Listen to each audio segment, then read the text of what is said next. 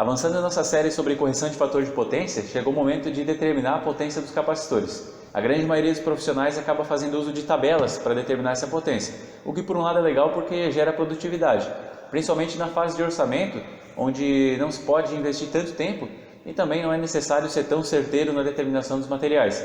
Mas na hora da execução é interessante que o cálculo seja feito pelo menos para conferir, para tirar uma prova real. Essas tabelas são calculadas de maneira genérica e muitas vezes os valores foram até arredondados. Para bancos automáticos até não tem tanto problema, mas nas correções individuais é necessário se ter mais precisão. Eu vou mostrar como descobrir a potência dos capacitores para correção individual, que vai servir tanto para as cargas quanto para o transformador, e também para a correção geral, que vai servir para determinar a potência do banco de capacitores. Isso por meio de tabela aqui no YouTube. Quem quiser aprender a calcular para chegar no valor exato, precisa se inscrever no nosso curso gratuito de correção de fator de potência. Nele eu vou ensinar tudo que eu estou passando aqui no YouTube, só que de maneira mais detalhada. Então quem quiser ter acesso, é só utilizar o link que eu vou deixar na descrição desse vídeo. As correções individuais costumam ser feitas nos motores de 10 cavalos em diante. Cargas menores também podem ter correção individual, mas aí os benefícios vão diminuindo enquanto que o custo nem tanto. E nesse caso acaba deixando de ser viável. Então, para o nosso exemplo, nós vamos considerar justamente esse motor de 10 cavalos sendo de 4 polos. Diferente do que muitos pensam, o consumo reativo do motor quase não muda à medida que a carga varia na ponta do eixo. O que faz o fator de potência piorar quando eu diminuo a carga é o consumo de energia ativa. O fator de potência é a energia ativa dividido pela energia aparente. A energia aparente é a junção da ativa com a reativa. Então, se eu diminuo a minha carga, eu diminuo também o consumo de energia ativa e, consequentemente, eu mexo nessa proporção e pioro o meu fator de potência.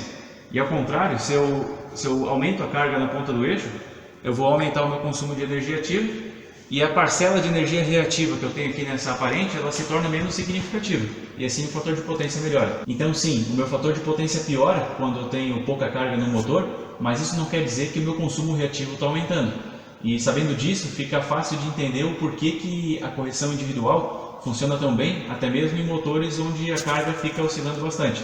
Aliás, é nesse contexto que esse método de correção se destaca ainda mais.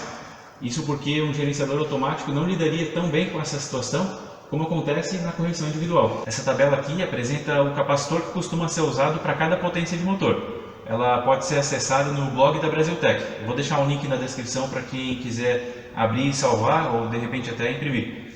Como eu falei no começo do vídeo, ela é genérica, não vai levar em consideração as características específicas de cada motor. E o fator de potência-alvo não necessariamente vai coincidir com o desejado. Nesse caso aqui está sendo considerado fatores de potência acima de 0,95. Então, se comparar com outras tabelas, com certeza vão haver pequenas divergências. Aqui é só localizar a coluna dos motores de 10 cavalos e a linha dos modelos de 4 polos. Nesse caso, o capacitor sugerido é de 3,5 kVAr. Não é comum encontrar uma célula capacitiva de 3,5 kVAr. Então, uma das soluções é associar uma célula de 2,5 kVAr com outra de 1. E aí, ligando em paralelo, eu somo a potência das duas e obtenho os 3,5 kVAr que foi indicado. Outra alternativa, visando aí o melhor custo-benefício, de repente é instalar um capacitor de 2,5 kVAr somente e o restante da potência reativa que o motor demanda pode vir de um banco de capacitores automáticos no quadro geral. Assim, eu reduzo parte da corrente nesse trecho e obtenho de forma parcial também os benefícios de uma correção individual. O cuidado que deve ser tomado na hora do dimensionamento para uma correção individual de um motor é não permitir que a corrente do capacitor ou do banco de capacitores seja superior a 90% da corrente do motor a vazio. Quando não se respeita essa regra, é comum você ter problemas com o conteúdo harmônico. A corrente do motor a vazio ou corrente de magnetização fica aí na casa dos 30% da corrente nominal do motor, podendo chegar até 50%. Então é necessário calcular a corrente do capacitor ou do banco de capacitores ou consultar no catálogo do fabricante e, caso seja necessário, reduzir a potência e, consequentemente, reduzir a corrente também. Em relação aos bancos de capacitores automáticos, eles são os mais importantes aí para quem vem pagando multa. Geralmente se recupera investimento poucos meses depois da sua instalação.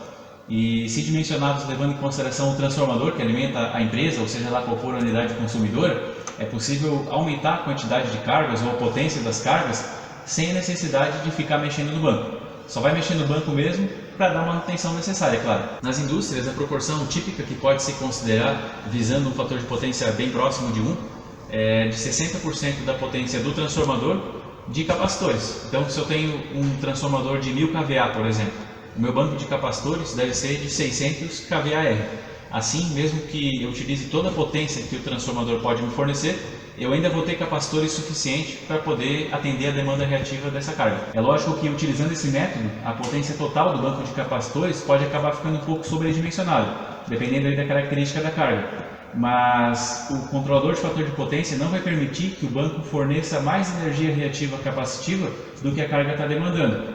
E apesar de ser um pouco mais caro na hora de comprar os materiais, esse método acaba economizando muito na hora do estudo da carga, principalmente em instalações mais antigas, onde não se tem muita informação, e quando se tem, às vezes não dá para confiar, porque foram feitas diversas operações que não foram documentadas. E quando se tem correções individuais nessa mesma instalação, a potência dos capacitores utilizados nessas correções pode ser descontada da potência total do banco. E para quem precisa reduzir o custo do banco, pode considerar a correção somente para as cargas já instaladas. Aí utiliza-se essa outra tabela que leva em consideração o fator de potência atual, o desejado e a demanda de potência. Essa tabela também vai ficar disponível no blog da Brasiltec. É necessário localizar a linha do fator de potência atual, a coluna do fator de potência almejado e chegamos em um número. Esse número deve ser multiplicado pela demanda de potência ativa, em kW, para chegarmos no valor da potência reativa, em kVAr, do banco. Por exemplo, se eu realizei as medições em uma fábrica que, quando está em pleno funcionamento, registra 150 kW de consumo, com um fator de potência de 0,87. Se o objetivo é deixar acima de 0,94, então eu localizo na tabela qual que é o valor que será multiplicado pela potência, que nesse caso é 0,20. Então 150 vezes 0,20 igual a 30 kVAr. Quando a empresa ainda não está instalada e não há possibilidade de fazer essas medições, aí o caminho é analisar as cargas e estimar esses valores. Agora, se a empresa já está em funcionamento, existe ainda uma outra possibilidade que é ainda mais fácil e muito mais confiável também, que é analisando o relatório de memória de massa da concessionária. Ele varia de acordo com a concessionária de energia, mas por padrão, nesse relatório constam algumas grandezas elétricas que têm o seu valor armazenado a cada intervalo de tempo que é pré-estabelecido.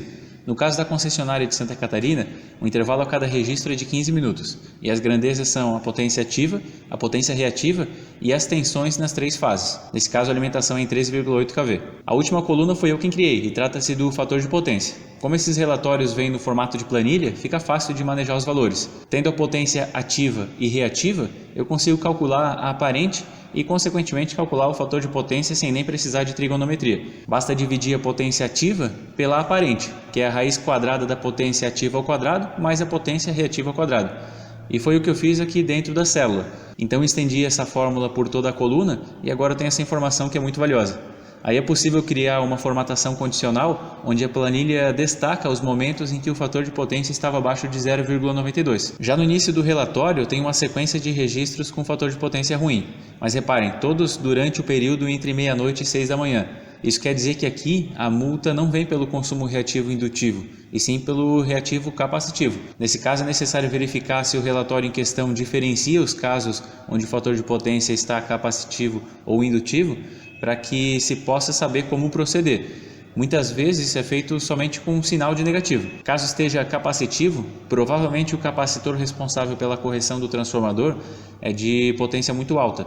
Se estiver indutivo, esse capacitor não foi instalado ou tem potência menor do que deveria. Vou falar sobre isso daqui a pouco. Continuando a análise, nós temos outros casos onde o fator de potência está abaixo de 0,92, dessa vez no período de multa pelo reativo indutivo. É necessário encontrar em todo o relatório o momento de maior demanda reativa e utilizar esse valor para dimensionar o banco de capacitores. Vamos supor que seja esse registro aqui. Caso eu queira tornar o meu fator de potência igual a 1, eu preciso de um banco de capacitores de 144,288 kVAr. Basta copiar o mesmo valor da demanda reativa e indutiva. Se eu optar por um fator de potência um pouco mais baixo, para não gastar tanto, eu posso voltar para a tabela anterior e usar esses valores para realizar o cálculo. Vamos supor que eu desejo um fator de potência de 0,96. Eu tenho 0,90, então o meu multiplicador é 0,19. Então esse valor vezes a potência ativa, que é 306,72, eu chego a um banco bem menor, que é de 58,28 kVr. Para tirar a prova real, eu posso decrementar os 58,28 kVr capacitivo desses 144,288 kVr indutivos. E aí o fator de potência chega na casa aí do 0,96, que era o desejado. Esse relatório é conseguido de maneira bastante simples, bastando o cliente solicitar para a concessionária de energia. E para a correção do transformador, que é um indutor, eu estou disponibilizando essa terceira tabela, que também é genérica. Essas são as potências típicas de capacitores responsáveis por suprir essa demanda reativa do transformador. Normalmente eles ficam conectados antes do transformador de corrente do controlador de fator de potência, quando há um banco de capacitores automático. Eu falei um pouco sobre isso no vídeo anterior dessa série, então sugiro que o assistam para poder entender melhor. Pelo fato de não serem vistos pelo controlador de fator de potência, é comum esses capacitores serem os responsáveis de forma direta ou indireta pelo fator de potência ruim, especialmente nos momentos em que o transformador está com pouca carga. E para isso não acontecer é necessário calcular a potência do transformador ou buscar no catálogo do fabricante do transformador qual que é a potência necessária para fazer essa correção e buscar o máximo possível chegar o mais próximo que conseguir, seja por meio de uma célula capacitiva ou de um banco de capacitores. Como é difícil de chegar nesse valor calculado, uma opção é considerar um capacitor com potência um pouquinho maior e utilizar um programador horário para desligar ele durante o período de meia-noite às 6 da manhã, que é quando a concessionária cobra pelo reativo capacitivo. O fato de ter esse capacitor um pouquinho maior ligado na instalação elétrica vai influenciar de forma quase que insignificante e vai resolver o problema da multa. Quer aprender mais sobre esse tema? Então se inscreva no nosso canal, ative o sino de notificações e deixe seu like para nos permitir continuar trazendo esse tipo de conteúdo. E caso tenha interesse, nós temos um curso gratuito de correção de fator de potência, onde lá eu ensino a calcular a potência do capacitor ou do banco de capacitores e trago todos esses assuntos que foram trazidos aqui nessa série de forma muito mais detalhada e mais técnica também. Caso queira se inscrever, basta utilizar o link que está na descrição desse vídeo.